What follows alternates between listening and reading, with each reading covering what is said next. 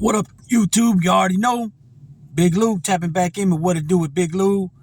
Again, salute to all the veterans, United States Armed Forces and Allied Forces, U.S. Navy, U.S. Air Force, the Marines, United States Army, Coast Guard, National Guard, and enjoy your weekend. Be safe and be aware and be responsible, people. So this is going to be a quick little video. This is going to be about a story that, a little quick story. It's titled, the thumbnail is going to be Unbelievable with the definition. And what this is about is, let me see. This is about like 1998, 1999, about 1998, 1999. There was a cat, and I'm just going to say his name was Pat. He's since passed away. But I'll just call him Pat for now. Those who know will know. And he used to be my ride, right? And this is when I was, in the mix, doing things, doing a little hustling, nothing big at this time. Because of guys like this, guys like Pat, right? He would give me rides to a neighboring, well, not really so much a neighboring town, but same county. Very close in distance, but it wasn't a neighboring town. There was like a town or two in between. Very small towns. So it would take about, from where we lived at to get to that town, about 25 minutes driving. It was about 18 miles away in the south side of that town. You know what I'm saying? Because when we would enter that city, actually it's not a town, it's a city. It's over 300,000 people. When we would enter that city, the first part you can enter is the south side. Okay, so from the town we lived in till that city's south side was about 18 miles. So about 25 minutes, right? That's with a clear freeway, no traffic, stuff like that. So the way it worked was every time he'd give me a ride, I would of course give him gas money, and back then $5 to $10 would get you a lot of gas, right? Especially if you had a small car. And I would also give him a bag, right? Okay, so this one particular day, nothing's different about the day. It's the same thing, right? The only difference was when I got to that town to go see the guy who I had to go see, he was not in town and he left everything with somebody else. So I was dealing with somebody else that I normally didn't deal with. Okay, so dude gives me a ride. We already put the gas before we left town, right? I already gave him what I normally give him to take me. And when we get there, I meet this guy who I have never met before, and he was shady. He did seem really shady, his character. And he comes up with this bull crap.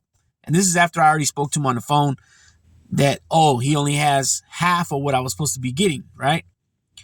So I get what he got. I take that. I get back. I walk back out to the car. I get in the car. We take off. All of a sudden, this fool that I'm getting a ride from, Pat, is acting weird. He's not weird, but he's just acting not normal. And what I mean by that is he's asking me, he's on me like real tough, and he wants more. And he's like, I need you to kick me down some more. And I'm like, look, I already broke you off. I only got half of what I was supposed to get. You know what I mean? I'm not really in the position. I ain't really in the position to do it.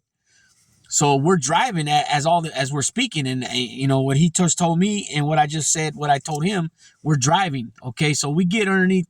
At this point, we get underneath. So he makes a left on that street right there, the main street, and we go underneath the freeway because you have to go underneath the freeway to go southbound, right? So he pulls over right underneath the overpass of the freeway, and he tells me to get out. And mind you, I'm 18 miles away from where we live at, the town we live in, and it's nighttime already. And he tells me to get out. I tell him straight up, I ain't getting out. So this motherfucker makes a U-turn, gets back on the freeway, but goes northbound instead of southbound, pulls over, gets off the first exit downtown, right? And the police station's right there to the left.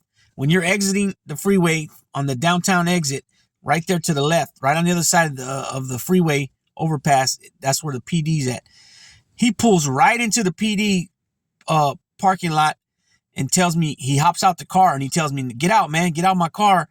And he says, or I'm going to go up there and tell the police that you got, narcotics on you and you got a big ass knife that you're not supposed to be carrying with you, right? The knife wasn't nothing. It didn't matter. They weren't going to do nothing about the knife. But for him saying that I had narcotics on me, and I had a big soda, right? I had a big soda, like a soda like this size, 40, something like that, 44 ounce. And I'm standing on the other side of his car on the passenger side, kind of like not with my arms on top of the roof of the car, but like if I was to have my arms on top of the car, that's where I was positioned at. And he's on the other side, the driver's side, looking at me. So I grabbed the soda, man. I just throw it at him. Boom. And it hits him right in the chest and it pops. And, the top came off and he got soda all over and he had a white tee on. So, that was showing. And he ended up taking the shirt off. And so I hopped out because I wasn't playing with that. You're going to tell on me like that? You know what I'm saying? I got out. I kept it moving. And then, of course, he didn't, he got back in his car and reversed or made a U-turn before he reversed. He did like a 3-point turn.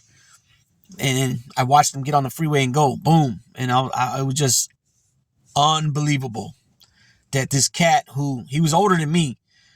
So at the time, this is like I said, 99. So this is 23 years ago. I was about 20 years old. I was about, 19, 20 years old. And he was about, let's see. I was 19 or 20. That means my middle brother was like 32. 31, 32, and he was a little bit younger than my middle brother, like 2 years. So he was about 30. So he had me about 10 years. Yeah. Matter of fact, he should be born sometime around 1970. So he'd be about 52 years old. So yeah, he had me by like 8 to 10 years, right? And so he takes off, and I didn't mess with him no more for a long time. I didn't even see him, and he bounced around. He had a little rough life. Things going on different times. He bounced around from different cities in that area, in that county. And then eventually he moves back to his mom's, and I seen him in the neighborhood, and I told a few people what happened, but I really didn't, I didn't try to smut him up. He was a long time homeboy of the family. He's from the neighborhood, but he just was off a little bit. His mental capacity wasn't all the way there intact. And, of course, I didn't have no paperwork on it because nothing ever got to that point. But, it was just one of those situations where you knew not to mess with the guy no more. You know what I mean? On different levels, you don't mess with the dude on illegal activity, stuff like that. And it is what it is. It was what it was. And he ended up passing away like maybe 7, 8 years ago, something like that. Yeah, because I've been out 5. He might have passed since I've been out this time. If not, it was about a year or 2 before I got out. So yeah, I guess I'll still say R.I.P. Pat. Even though he did me dirty, all over, a $10 bag. You could say that I should have just gave it to him. But yeah, I should have.